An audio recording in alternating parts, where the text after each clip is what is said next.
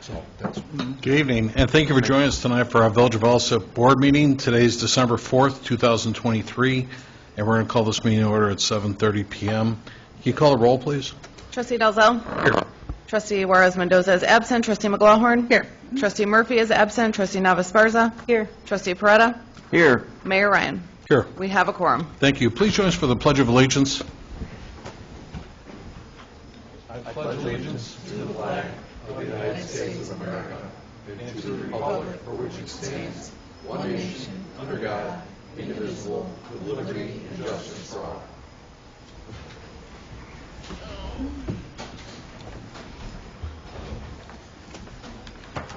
So thanks for joining us tonight. We actually do, if for any reason, anybody, especially all the students in the room, anybody ever needs to go back to look at this meeting again, there's a camera face on us. You guys look great, all right? But if you ever need, it's always YouTubed, and you can go through our village website, and they'll take you right to the page and stuff into it, just in case you want to go back and look at something again on this meeting.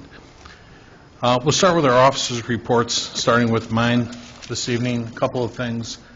I'm not going to go through the whole list. Every year, the state of Illinois has got a handful of new laws that are going to come into effect. And next week, actually, here in committee, we're going to be talking about the new Paid Leave Act for all workers. This is a new public act that provides paid 40 hours. It provides pay for 40 hours of paid leave to employees on an annual basis for full-time employment.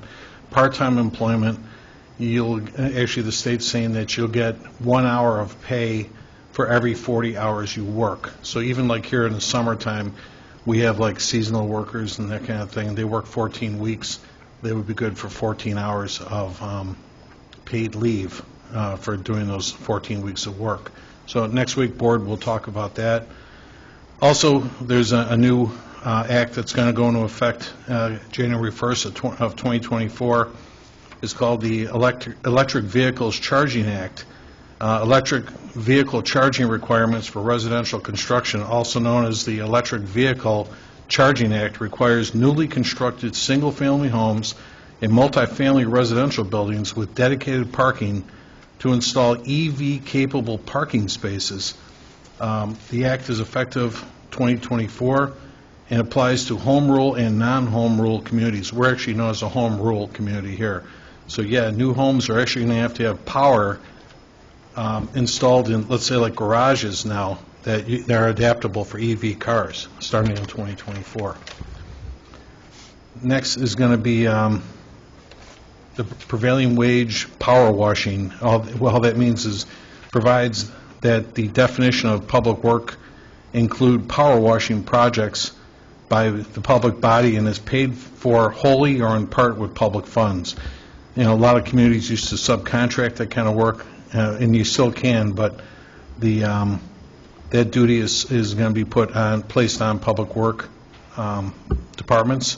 And last, I just had in here is going to be the non-citizen police applicants. And what they're saying here, this provides that an individual who is not a citizen but is legally authorized to work in the United States under federal law is authorized to apply for the position of a police officer, subject to all requirements and limitations other than citizenship to which other applicants are subject. So there's going to be a handful more, but I just wanted to chip away at a few of these. There's some new laws coming into effect. Also, before tonight's meeting, you folks weren't here, but I want to thank the Girl Scouts that were here tonight. We had 2 troops here of Girl Scouts to help us start the Christmas season. We had Christmas songs that they were singing. Santa Claus was here earlier. And certainly I want to thank the donations from local businesses that gave gifts to the kids, as well as the Doubletree Hotel. They've got their signature chocolate chip cookies that were out there, and Eggman's Restaurant provided hot chocolate. So I want to thank everybody for doing such. So that's all I had outside of what was on the agenda. And your group is here, sir? Okay. So first on my agenda this evening was a request for a consensus to have the village attorney draft an ordinance that increases the number of Class C liquor licenses by 1 for Burrito Jalisco at 11950 South Cicero, is they are able to allocate an adjacent parcel of their existing location to offer retail sales, and is requesting the support of the village to allow the expansion of their existing business. Do we have you folks from Burrito Jalisco? Can you come up with this microphone up here, please? I just wanted you to speak to what your plans were, what you wanted to do.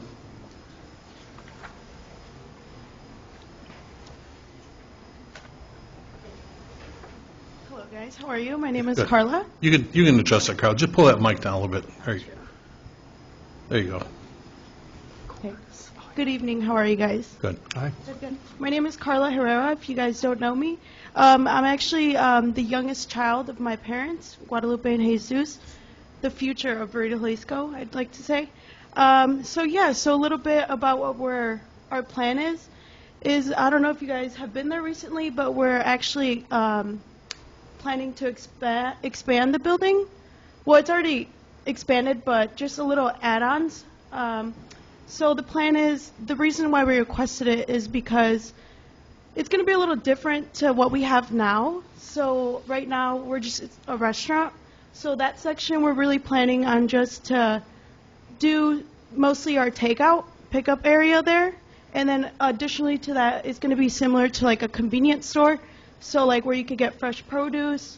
You're able to get other things that you might not see around here, like authentic Mexican items, such as like piñatas or Mexican mugs or authentic Mexican clothing, and as well as, like I said, extend what we have now, such as like our merch or any additional things like cups that have our logo on it. You know, just try to get bigger on our own brand. And then, so we applied for the Class C, which is just like wine, liquor, and spirits. So that'd be like closed bottles, just to take out, just in case, like if anyone wants to pick up some tacos and, you know, get a little Corona, you're able to do that, of course, with your guys' help.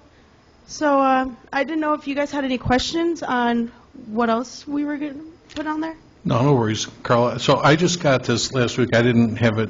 I got this from my assistant, Becky Smith. So I certainly wanted you folks to speak to it because I didn't know it was entailing all this. So basically, if anybody's familiar with Burrito Jalisco's facility, they did a wonderful job of modernizing and remodeling that entire structure they're at 109th, or they're in front of Home Depot on Cicero Avenue on 119th. And to the south side of the building, actually did used to be a convenience store. It was a 7-Eleven store years ago. So this is part of their structure right now. So that's what you're saying, Carla, is you actually want to have a small convenience store is what you're going for. Exactly. Yep. Okay, I didn't know that was the case. I thought it was more just based on, like you said, like maybe your own brand of margaritas or something like that you were going to market, which you may, but you're going to have other goods there and stuff. And this is where you're going to have your takeout facility is at that location. Yeah, so just because of where the takeout is right now, it's kind of like interrupting where the customers are sitting. So, and we have that space available, and there's a kitchen right by it. So we're just planning to move it just to have the flow a little bit better in our end. Okay, so I don't have my ordinance book in front of me, Mike, but aside from the Class C liquor license, do we need a grocery license in there and stuff then too? I don't have the code. Yeah, I'll have to take a look, Carla, to find out Yeah, that's fine. everything that's going to entail, because it's going to be more than just retail liquor sales. You're going to need like a rare grocery license and per se and stuff then too. It would just be mostly like we would emphasize really on our like takeout food that we already sell at the restaurant. We would just like to pack it up a little bit better, and then just offer like just fresh whole like items Okay. to go. So, okay, so certainly it's my job. We're going to do a little more homework Yeah, to find fine. out exactly, because now you gave me a better description of what I got the other day. And while we were putting this together, certainly I'm bringing this back to committee next week to talk to the board. I just want to know if the board was interested in that concept of allowing, let's say like you said, like retail sales of liquor to come out. You already got a poured liquor license. You don't have a retail sales liquor license. Okay. So that's what you're going for is with the Class C. So with that, I will improve, and I'll bring back to the board all the information we need to consider a convenience store, with pretty much aspect of what you need instead. Okay? That's perfect. Thank you so much. Okay. So I don't think I necessarily need a consensus tonight, So what I'll do instead is let me do some more homework, and I'll bring a whole package back to the board on what you need, and I'll have I have you folks come out next Monday, maybe at a committee meeting, and we can talk a little further about this then, too, okay? Yeah, that's fine. It was just like, that's kind of like what we wanted to do, but whatever you guys decide. Thank you so much. No problem. Things like this don't necessarily always happen overnight, but we want to make sure we're making a great decision, and we want to support what you're looking for, then, Thank you so Carla. much, So we guys. heard it as a group, and, I didn't want to speak for you, so that's why I wanted you to come out and speak to the board on what you want to do, okay? Yeah, appreciate it. Thank you so much. You too. a Thanks good much, folks. Thanks for coming out tonight, you too. Board, I'm sorry, hey, Carla, real quick before you go, did anybody have any questions for Carla before we let her go? I was going to ask, Sign in. it would Yeah, just go be ahead. helpful to have like a description, of what you're trying to establish, and then also just with the, so that we can ourselves digest the information and so forth like that. So when I saw this on the agenda, I was kind of out of left field a little bit.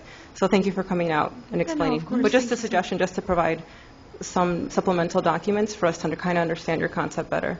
And even possibly like just a basic floor plan of what you're planning on doing. I know you said, taking some of the existing area, how would you delineate that?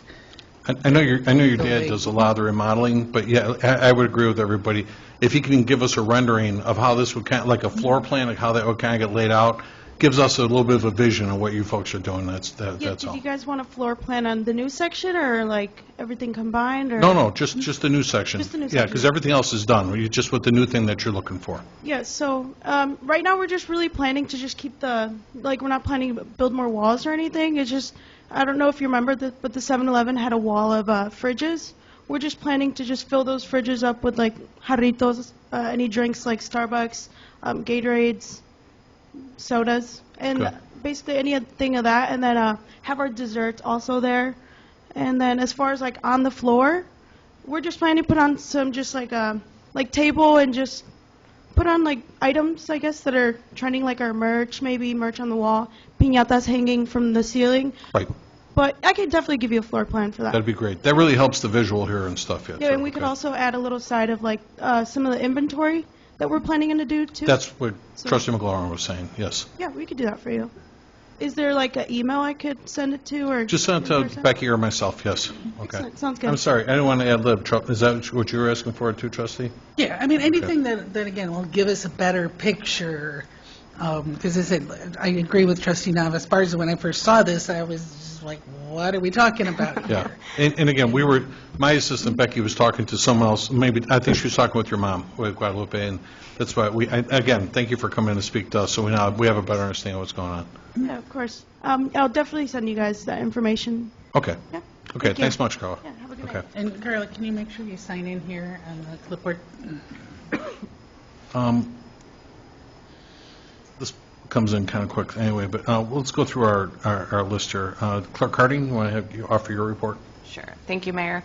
I have the approval of the November 20th, 2023 board meeting minutes, the approval of the 2024 board and committee meeting schedule, and the presentation and approval of the November 27th, 2023 committee meeting minutes. And that is all I had, Mayor.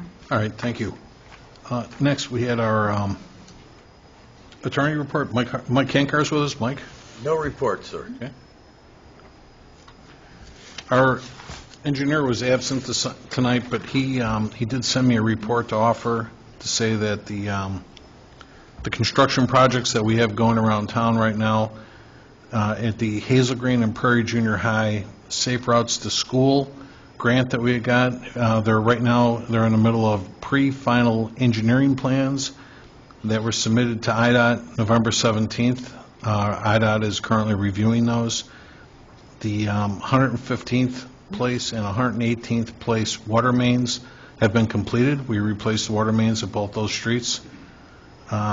Next, the 2024 MFT, that stands for Motor Fuel Tax Resurfacing. In other words, all the streets that we refinish are done, but there is some punch list work that still remains. Next was the 2024 MFT, again, the Motor Fuel Tax Crack Sealing. What that is when you go down the street and you see the little lines of tar in all these different directions, we fill all the cracks with a sealant to get more life out of the street. That program has been completed. I just wrapped that up a week or two ago. And the Costner Avenue resurfacing between 123rd Street and 127th Street, right now, that project was let, in other words, it was brought to IDOT last Friday, November 17th, and Iroquois Paving was the low bid. The bid amount was just below the engineer's estimate. The engineer was at $500,000. This came in at $448,500 to resurface Costner from 123rd to 127th. And then the last on here was Austin Avenue Extension. What that means is that Opus Development, this is a developer of Opus that's doing the 294 development located between 118th Street and 294, right just west of Griffith Foods. When you see them off the expressway, it's off Mayfield Street, is working on improving the I-294 frontage road. So what they're going to do, right now, they have construction going over there right now. There's almost 23 acres of property. It's all wooded. It's being leveled. They're doing a great job out there. I was out there watching them the other day. They leveled everything from 118th Street all the way to 294. They're going to build 2 logistic warehouses out there. One's 190,000 square foot. The other one's 170,000 square foot. And part of this construction, too, is going to extend the frontage road that runs from basically Central all the way to Austin Avenue. So there's going to be an access road. It's actually, they're going to call it Austin Avenue for right now, but they're making a new name just to be a frontage road. But the roadway will be completed this coming spring, summer of next year. Once completed, the frontage road will, as I say, be continuous from Austin to Central. That doesn't exist right now, so it'd be a great fire road at least to run along the expressway over there, too. Well, I say that portion of the frontage road that does currently exist does have a name. It's 1 Griffith Way. Griffith Way. Yeah. So, yeah, we'll talk more about that once they construct it. We can talk about the name on that. And that's all the engineer had to report at this time yet, too. Again, the Safe Routes to School, I had some parents in here earlier with the Girl Scouts. We were approved for a $250,000 grant, and what we're doing is what they call fill-ins. So they're going to start at 115th and LeClaire Street and fill in, some homes have sidewalks, some don't. So as they come southbound down LeClaire, they're going to fill in all the sidewalks to 117th, turn east, and go all the way down to Laverne Street, because those sidewalks have to touch a school, so it's going to get to Hazel Green School over there. And again, that's the premise of this, is a safe route to school, because many of the neighborhood, like especially that one there, doesn't have sidewalks, and the kids are walking the streets every day and stuff then too, so it'll definitely be a plus. So that's the engineer's report. Next, we have the public forum. Did anyone in the audience wish to address the board tonight? No? All right, then we'll go on to our standing committee reports. We'll start with Finance and IT. Trustee McGlover. Thank you, Mayor. First, I request for approval of a list of payroll dated December 1st, 2023, totaling $514,678.96. Next, I have a request for approval of a list of accounts payable dated December 4th, 2023. From the recap, General Fund, $756,952.10. Road and Bridge, $166,867.72. MFT, $314,562.87. Pulaski TIF, $230 even. Liability and workers' comp insurance, $44,189. Health insurance, $1,835. Water and sewer, $19,042.58. Sanitary sewers, $2,637.05. Heritage complexes, $48,777.16. And retiree health insurance, $50,544.58, for a grand total all funds of $1,405,638.06. And next, I would like to turn it over to our Finance Director for our tax year 2024 Truth in Taxation presentation. You guys have this? We have it on our computer screen here. Okay. Right. So I'm just going to run through this real quick and just kind of touch the highlights. Maria, can you do me a favor, just put that mic a little closer to you, please? Is that Thank better? you. Yep. There we go. So the second page here shows the EAV for the village. Although it's been down, it went down from 2021, it still has increased from 2018 by 11%. Unfortunately, Cook County has not updated everything for 2022, so unfortunately I had to use 2021 for the breakdown between residential, commercial, industrial, etc. On the next page, it shows the composite tax rate for Alsip and all of the surrounding communities. If you look on here, Alsip is actually the 4th lowest tax rate out of 23 communities. So I think the village is being prudent in this area. One question I have for you then, Anna Maria, Yeah. especially when it comes to Palos Heights, is that tax rate inclusive of the fire protection district, or is that just the municipal rate? Just the municipal rate. Okay, it makes this even better. Yes. Yes. The next page is a breakdown of a resident's tax bill.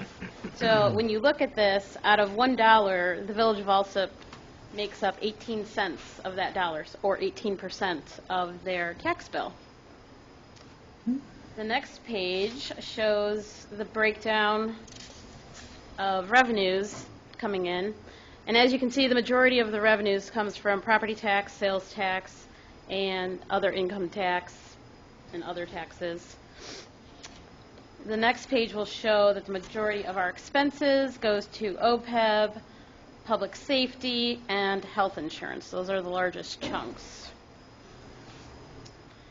The next page kind of shows the breakout over, 5-year span of how the retiree benefits have been playing out, health care, the GO bond payments, and operations without health care.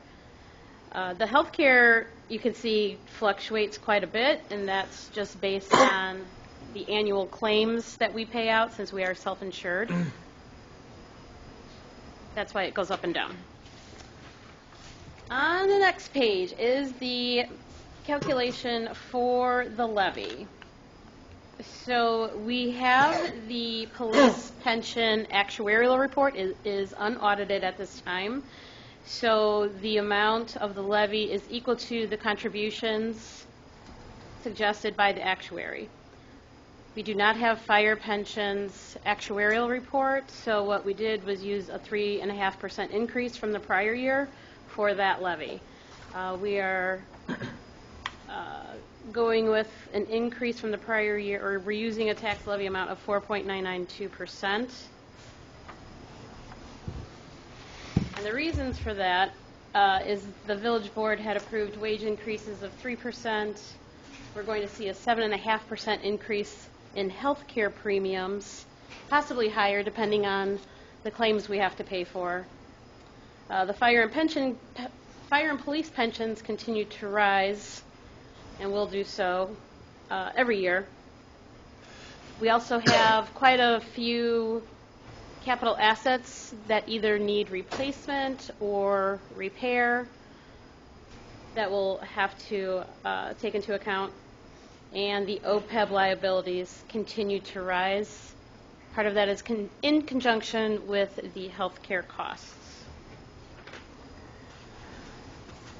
You guys have any questions?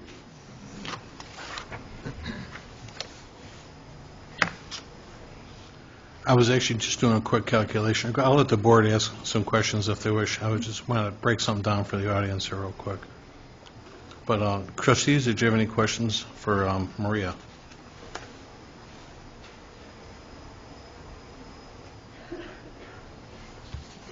No?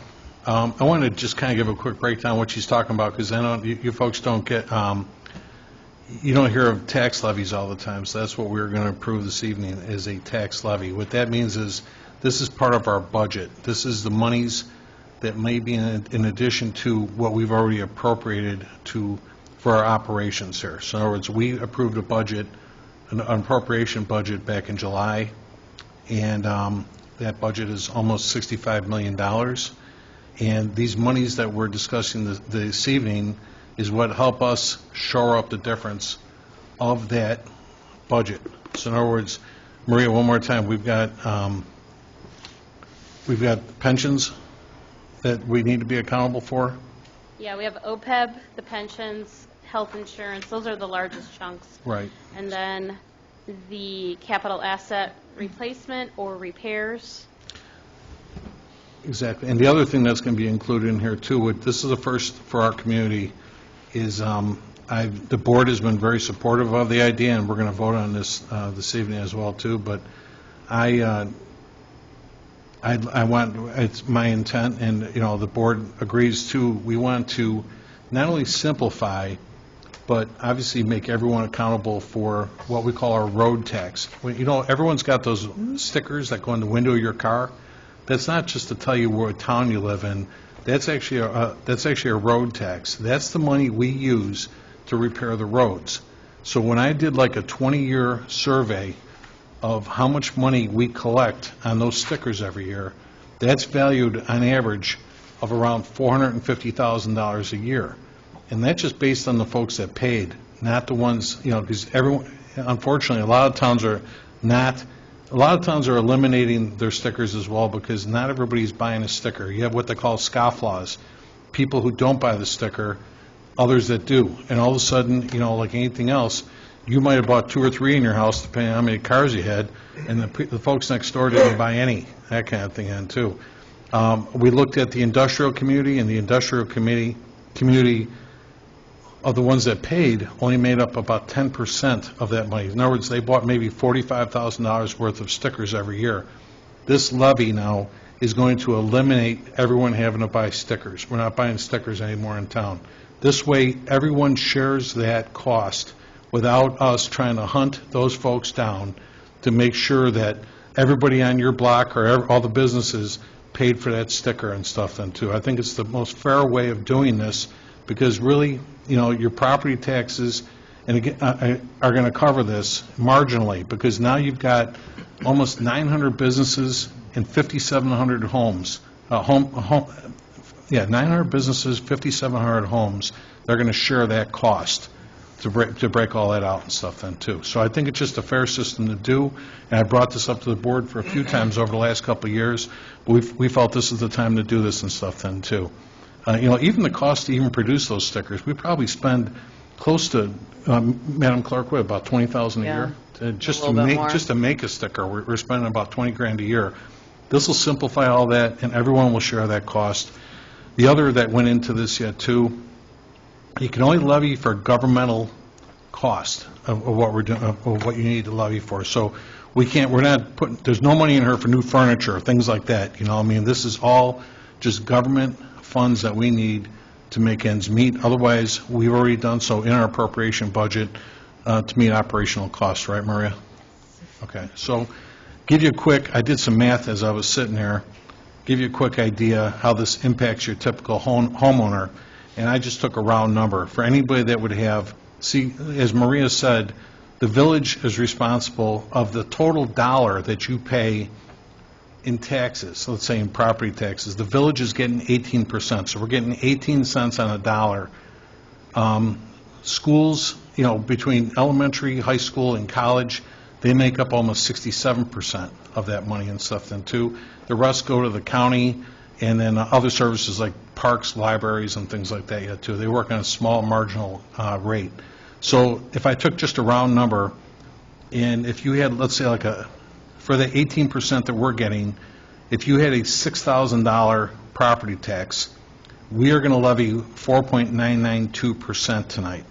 So that money right now, if you had a $6,000 property tax bill, the village is being paid of that $6,000, $1,080. Times 4.992% actually comes down to $53 a year. So that $53 divided by 12 months is just over $4 a month is what you're paying to cover that cost, of what we need to make operationally and stuff to do. So,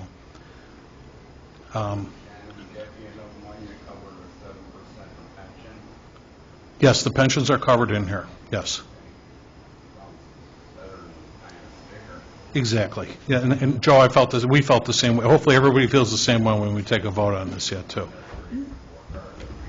Right, exactly. So, no, that's the whole deal, is you can have as many cars as you need, but everyone's sharing that same cost now by eliminating that sticker cost. So that's why I want to break it down for everybody. We got a lot of students in the audience, and certainly it's our job to help educate you folks on how we're spending that money and stuff then, too, and that's how that's going to be shared. And again, it's a lot less hassle for everybody having to worry about putting that darn sticker in the window anymore then, too, because it's been covered, that kind of thing then, too. So that'll be a first.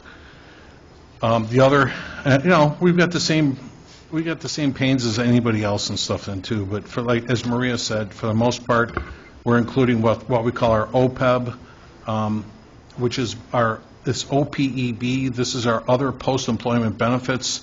These are costs that we need to cover, not pensions, but let's say like financial obligations the village has to its retirees over that'll be, we need to be 100% of that by what, 2040? Yeah. The year 2040. So we're on pace for that as well then too. So that's all I had, folks. Anybody else? Trustees, anybody else have any input, any questions or anything? Okay. Can I make one more statement? Absolutely. I just want to update them. So we are ready for the audit.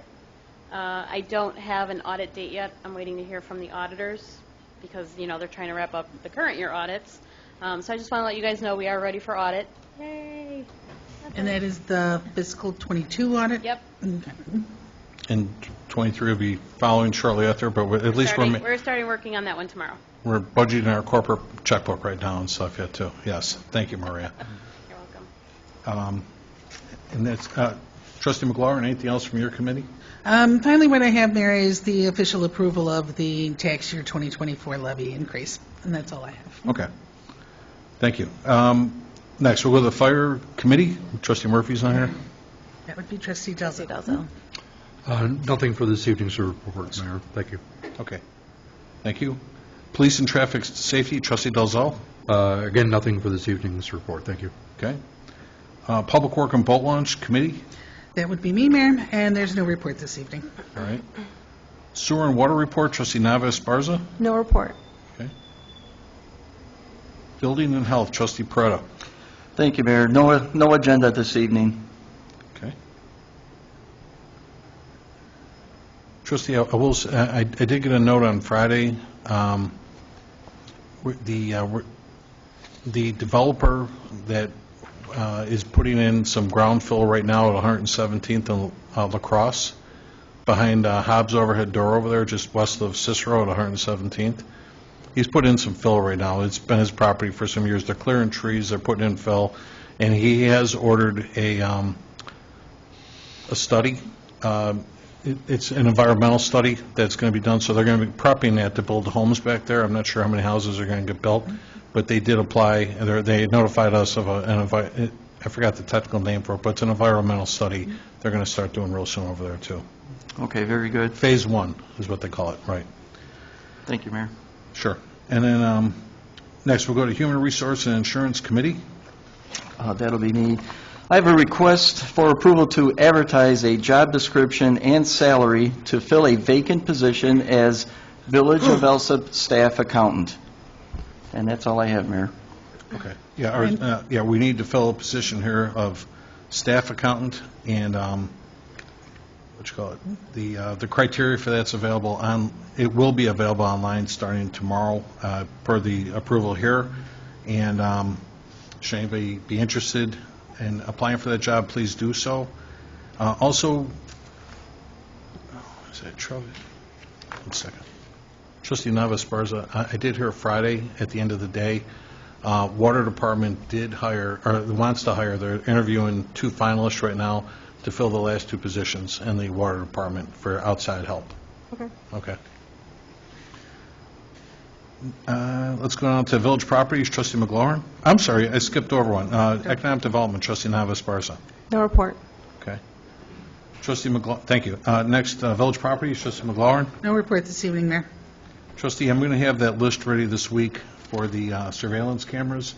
I'll share it with your committee once I have that done. I had a staff meeting with all the department heads on Wednesday, and just so everybody knows, too, the village is, we implemented something new. It just went live, actually, at the schools like 2 weeks ago, but we've got new Fusus video surveillance cameras, and we had Chief Miller, police chief, had a great meeting here of lining up both businesses, and we've got cameras throughout the town now, too, that not only are we reading license plates, but you can get surveillance equipment to monitor inside or outside of business, wherever you choose. And most folks are doing for parking lots and stuff like that yet, too, but it's definitely helping us out. And part of that surveillance was really helpful a few weeks ago when that young lady was killed in Worth at a bank.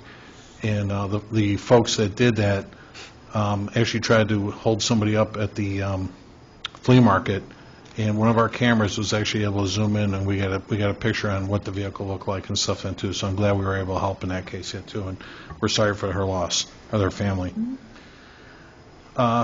Next, we'll go to ordinance legislation. Trustee Peretta. No agenda this evening, Mayor. Okay. Thank you. Planning and Zoning and Licenses Committee. Thank you, Mayor. I have a request for approval of a list of licenses dated November 13th, 2023 through November 24th of 2023, and that's all I have. Okay, thank you. Anybody have any presentations, petitions, or communications they wanted to share? I do. Just one update. I was extended an invitation to join the Cook County School District 130 Prevention Initiative Birth to 3 Program Advisory Committee for the 2023-2024 school year.